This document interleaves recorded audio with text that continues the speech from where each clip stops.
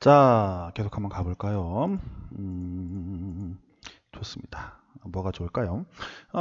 마켓 사이클의 정리 부분입니다. 보시면 뭐죠? 투자자가 해야 할 일이 있어요. 뭐 해야 할 일 별거 없어요. 펀더멘털과 심리를 평가를 하고 뭐 가격을 평가를 해야 돼요. 그리고 이제 변화의 방향성도 좀 알아야 되겠죠. 가격과 펀더멘털이 어떻게 변화할 것인가 이것에 대해서 투자자는 어느 정도 이제 생각을 갖고 있어야 되죠. 특히 이제 가격의 움직임에 대해서 또 가치 평가도 좀 해야 되겠고 그렇습니다. 마켓 사이클 진행도가 있는데 이 도면은 따로 한번 보겠습니다. 펀더멘탈이란 무엇인가 나오죠. 펀더멘탈은 좀 과거의 상황을 갖고 이제 분석을 할 수 있는 것이죠. 뭐 미래는 모르지만 이제 펀더멘탈 곧 그 기반은 이제 과거와 비슷하게 돌아가니까 이제 그건 알 수 있겠습니다. 투자자 심리의 성공을 얻게 만드는 심리들. 투자자의 심리하고 성공을 얻게 만드는 심리들이 어떤 것이 있는가 보겠고요. 강세장과 약세장을 한번 또 돌아보겠습니다. 여기 내용이 제일 많습니다. 마켓사이클 정리라서 그렇는데요. 자, 여기 한번 볼까요? 다시요. 자, 봅시다. 자산 가격 평가. 가격과 가치는 다릅니다. 이제 펀더멘털이 가치라고 볼 수 있겠고, 자산 가격은 가격이 왔다 갔다 움직이는 거지 가격이라고 하죠. 이 회사는 한 1억 정도의 가치가 있어. 근데 가격은 10억이지. 이렇게 나올 수가 있습니다. 왜 그렇죠? 가격은 언제든지 움직일 수 있으니까 심리가 좋으면 올라가고 심리가 나쁘면 떨어지고 그렇습니다. 가격 변화의 방향성을 좀 판단을 해야 돼요. 우리 지금 사이클에 대해서 계속 배우고 있는데요. 어떨 때는 그 사이클이 좋으면 어떻습니까? 계속해서 올라가는 이제 방향성을 갖기도 합니다. 근데 그건 뭐 항상 그럴 수 없는 거고 그럴 때가 있다는 거죠. 때가 있다. 방향성이 지금 올라가는 방향성에 있는가, 뭐 강세장이죠. 강세장에 있는가, 또는 약세장에 있는가 이것을 아는 것은 되게 중요하겠습니다. 이게 이제 그리고 펀더멘털과 심리의 두 영역을 판단할 줄 알아야 됩니다. 펀더멘털은 펀더멘털이고 심리는 심리인데 사람들은 보통 이제 심리를 좋아합니다. 이유는 뭐죠? 심리가 뭔가 나도 와닿거든요. 근데 펀더멘털은 뭔가 고민을 좀 해야 돼요. 인간은 별로 고민하는 걸 좋아하지 않습니다. 그러므로 내가 항상 나도 생각을 하고 있으니까 그 심리 쪽을 열심히 고민을 하죠. 펀더멘털 쪽 4개를 먼저 보고 심리 쪽 3개를 한번 봐보겠습니다. 뭐가 있을까요? 예, 펀더멘털 별거 없습니다. 별거 없단 말 참 좋아하네요, 요즘에요. 실적과 또 현금 흐름과 이에 대한 전망을 좀 보는 것이 일단 이제 기본이겠죠. 물건이 많이 팔려. 또는 뭐 현금이 좀 잘 돌아. 뭐 이런 것들 알 수 있는 건데 과거를 보면 알죠. 그리고 다른 산업들하고 비교도 해볼 수 있습니다. 왜냐면 이제 옷가게가 있는데 옷가게의 실적은 어떻습니까? 평균적으로 다른 데랑 비슷할 수 있겠죠. 현금 흐름도 어느 정도 계산이 나오고요. 또 경제 동향이 펀더멘탈 들어가겠고요. 뭐 경제가 좋아할 때 있고 나빠할 때가 있으니까요. 수익성도 이제 뭐 펀더멘탈 들어가고 자본의 가용성 이런 거 들어가겠습니다. 뭐 당연하죠. 근데 그 저것만 하시는 분들도 계시고요. 저도 저런 거 좋아하긴 합니다. 심리 보면 어떻습니까? 사람들이 이제 펀더멘탈을 어떻게 느끼는가? 어떨 때는 그런 거 이런 얘기가 있죠. 야, 금리가 올랐어. 금리가 올랐으니까 경기가 좋아서 오른 거니까 가격이 올라가야지. 야, 금리가 내렸어. 내려서 나빠진 건가요? 아니죠. 금리가 내렸으니까 앞으로 이제 자산 가격이 더 오르겠네. 그러니까 올랐어. 뭐 이런 식으로 그 펀더멘털의 변화를 갖다 어떻게 느끼는가 이것이 되게 중요합니다. 뭐 실물은 어떻게 됐든 간에 지 마음대로 가격을 움직입니다. 그것은 기본적으로 인간의 심리가 영향을 줬기 때문이고요. 펀더멘털이 어떻게 느끼는가가 매우 중요합니다. 그렇다고 펀더멘털이 영원히 벗어나 있을 수 있냐? 그렇지는 않습니다. 그 뒤에 나오죠. 펀더멘털 어떻게 판단하는가? 아까 말씀드렸잖아요. 금리가 올랐는데 또는 금리가 내렸는데 뭐 이렇게 갖고 뭐 경제가 안 좋아졌어요. 안 좋은 자료가 나와요. 그러니까 올라가 버려요. 왜죠? 경제가 안 좋지만 이거 이제 뭐 기대치가 이미 반영됐으니까 뭐 어다 경제가 좋아졌으니까 올라가면 그럼 좋아지면은 주가가 떨어져야 되냐? 아니죠. 경제 좋았으니까 또 올라간다. 떨어졌으니까 이것도 반영됐으니까 좋아서 올라간다. 뭐 이런 식으로 갖고 어떻게 판단하는가? 앞에 거랑 비슷하죠. 그게 중요하고 그래갖고 최종적으로 투자자들이 얼마나 낙관을 하고 있는가 이게 되게 중요하다라고 저자분께서 말씀을 하고 계십니다. 저도 이 말이 맞다고 생각을 합니다. 투자자들 낙관론이 아주 극한으로 높으면은 이제 미친 거죠. 자주 미칩니다, 주식시장 원래. 그럴 때 이제 피해야 되겠죠. 이제 그 전에 비관론이 꽉 차 있을 때가 저희한테 투자하기 참 좋은 시절인데 보통 그럴 때는 겁이 나갖고 아무도 투자를 안 합니다. 아쉽죠. 근데 어쩔 수 없습니다. 자, 이렇게 보고 두 번째 꼴 넘어가 보죠. 마켓 사이클 진행도는 따로 도면 다시 보고요. 펀더멘탈 룰 한번 볼까요? 펀더멘탈은 과거 영역으로 판단 가능하다. 아까 같이 보셨고요. 예, 보자. 투자 심리 성공 어렵게 만드는 심리들, 투자자의 심리 성공 어렵게 만드는 심리가 있대요. 뭐 되게 재밌어요. 읽어보고 저도 되게 재밌었어요. 비합리적인 투자자의 행동. 투자가 합리적으로 행동합니까? 아닙니다. 투자는 항상 비합리적으로 움직입니다. 왜 비합리적으로 움직인다 할까요? 뭐 가격이 올라가면은 위험하다는 걸 알거든요. 그렇지만 더 올라갈 것 같고 떨어지면 어떻습니까? 어느 정도 떨어지고 나면 더 안 떨어지거든요.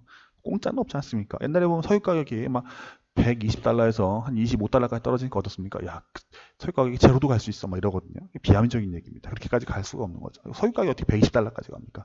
그것도 뭐 말도 안 되는 얘기였는데, 그 당시도. 그러니까 사람들이 비합리적인 거예요. 그냥 돈이 된다. 또는 돈 잃을 것 같다. 한쪽으로 몰다니기 시작을 합니다. 선택적 지각과 편향에 의해 현 상황에 대한 왜곡된 견해를 갖는 경향이 존재를 해요. 이건 뭐 굳이 여기서 말할 필요 없는데 대충 읽어보고 하죠. 이건 그 심리 투자책들 보면은 이런 얘기 많이 나옵니다. 사람의 심리에 대해서, 인간에 대해서 이제 고민을 많이 하죠. 왜냐면 하도 인간이 난리를 쳐서 그렇습니다. 확증 편향, 내 자료에 맞는, 내 결론에 맞는 자료만 보는 건데요. 이것도 많죠. 저도 뭐 그러지 않을까 걱정을 하는데 인간으로서 어떻게 피할 수가 없습니다. 비선형적인 효용, 손해보다 이익보다 손해를 더 크게 보는 걸 이제 비선형적인 효용이라고 합니다. 100만 원 이익 보는 것보다 100만 원 손해 보는 게 훨씬 더 마음이 아프거든요. 이런 것들이 투자를 잘 못하게 만듭니다. 그리고 수용성, 뭐 좋을 때는 위험한 걸 별로 안 위험하게 받아들이는 거, 이거 수용성이라고 말을 합니다. 회의주의, 나쁜 시기에는 모든 것이 나쁘다고 생각을 해요. 이게 뭐 안 좋을 수 있는 거 아니야? 이런 고민을 해야 되는데, 이건 좋을 때 해야 되는데 나쁠 때 이걸 주로 해요.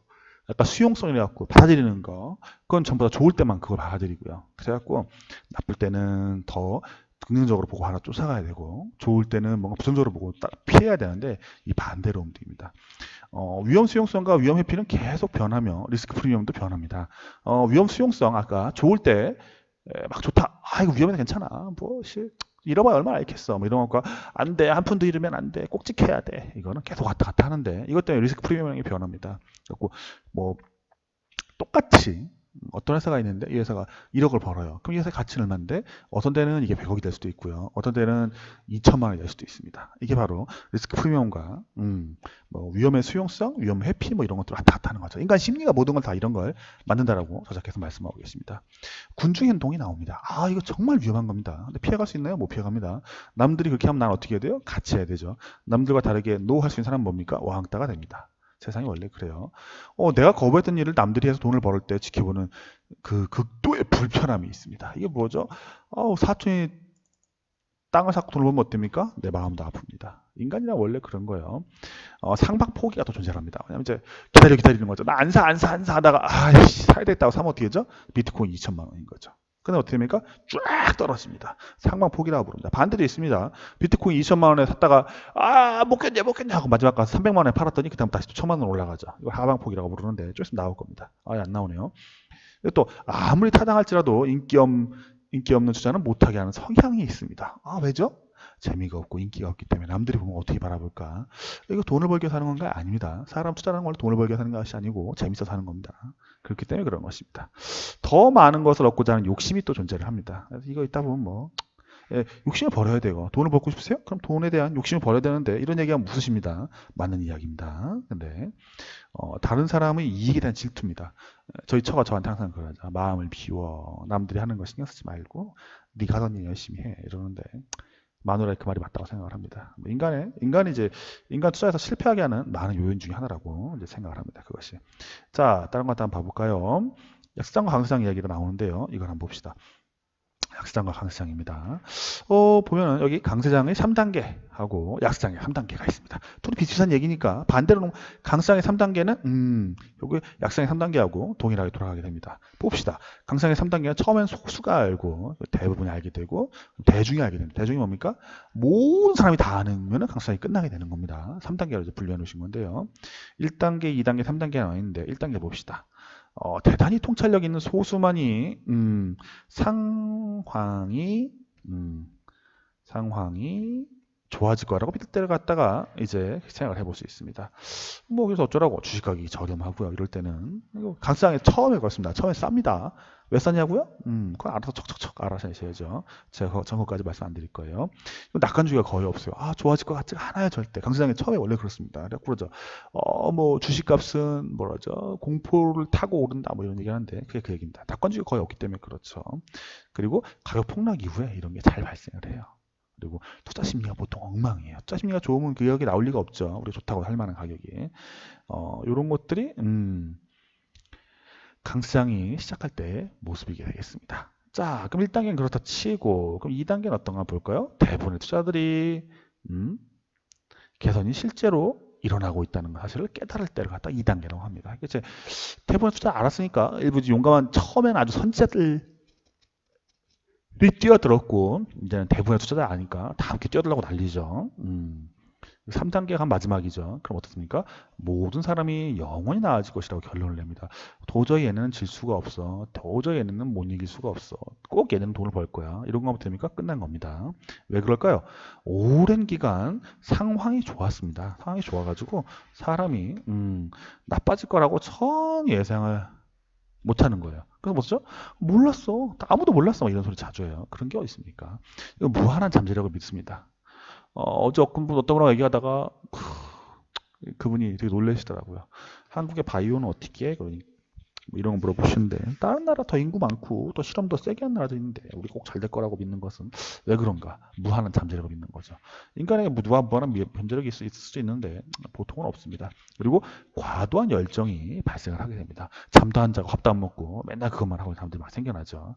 어쩔 수가 없습니다. 이게 3단계 끝하면서 끝나는 겁니다. 요약을 해보면 어떻게 되죠? 버핏은 이런 말씀을 하시는데 아니, 딴 사람입니다. 현명한 사람이 처음에 하는 일을 갖다가 바보는 마지막에 한다라고 이제 강사의 3단계로 설명할 수가 있겠습니다. 버핏도 한 말씀이 계신데요. 이렇게 말씀하셨답니다. 처음에는 혁신가가 하고 처음 하는 걸까요? 두 번째는 모방자가 하고 뺏기는 거니까요. 세 번째는 멍청이들이 달겨들어서 그에 따라가게 됩니다. 되게 끔찍한 얘기죠. 아니, 어떻게 그렇게 말할 수 있어? 하지만 세상에 그런 겁니다. 이제 그렇게 지나온 거 어쩌겠어요. 그죠? 자, 약상 3단계를 봅시다. 처음에는 신중한 사람들이 손을 띄고 두 번째 단계에서는 대부분의 사람이 돈을 띄고 마지막에 모두들이 알게 되면서 호구들이 마지막 다 끌어안고가 끝이 납니다. 1단계는 3단계 들어가는데요. 보죠. 1단계에서는 어떻습니까? 1단계에서는 1단계는 신중한 투자자들이 이제 문제를 인식을 합니다. 그래갖고 이분들은 풀으려고 노력을 하죠. 사실 도망갑니다. 신중한 투자자가 왜 거기 남아있겠습니까? 2단계가 되면은 대부분의 투자들이 상황이 나빠지고 있음을 인식을 합니다. 인식을 하는 거지 아직 행동이 나타나지 않을 경우도 있고요. 일어날 경우도 있겠죠. 이미 신중한 투자들이 이들에게 이제 다 떠넘기고 도망가겠죠. 3단계가 되면 어떻게 됐습니까? 모든 사람이 나빠지기만 할 것이라고 확신을 갖게 됩니다. 그러면 이제 약세장 끝나는 겁니다. 다 함께 망했어! 그럼 이제 끝나는 거예요. 네, 어떻죠? 안 망했다고 끝까지 얘기합니다. 왜죠? 뭐 그렇게 끝까지 고민할 필요가 없으니까 이제 그렇다라고 생각합니다. 그래서 마켓 사이클 정리는 이런 식으로 하면 되겠습니다. 강세장 3단계, 약세장 3단계가 있다. 뭐 정도 새겨주시면 되겠습니다. 예, 감사합니다.